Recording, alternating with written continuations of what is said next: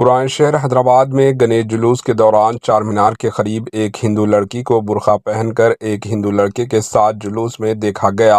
मुकामी मुसलमान नौजवानों ने रोककर दरियाफ्त किया तो पता चला है कि लड़की गैर मुस्लिम है और इसका नाम श्रुति है और लड़का भी हिंदू है। दोनों का ताल्लुक वारंगल डिस्ट्रिक्ट से है।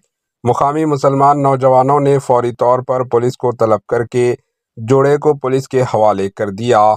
शुबा किया जा रहा है कि ये एक सोची समझी साजिश के तहत शहर के हालात को ख़राब करने की कोशिश की गई थी, लेकिन मुकामी मुसलमान नौजवानों ने कामयाब नहीं होने दिया और पुलिस को तलब करते हुए दोनों को चार मीनार पुलिस के हवाले कर दिया। Bureau report, HN news.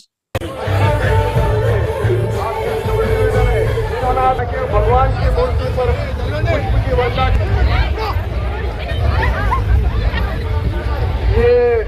ये पुलिस अपना काम जरूर कर रही है। पुलिस को बहुत बहुत धन्यवाद। कोई बात नहीं, आराम कर रही है।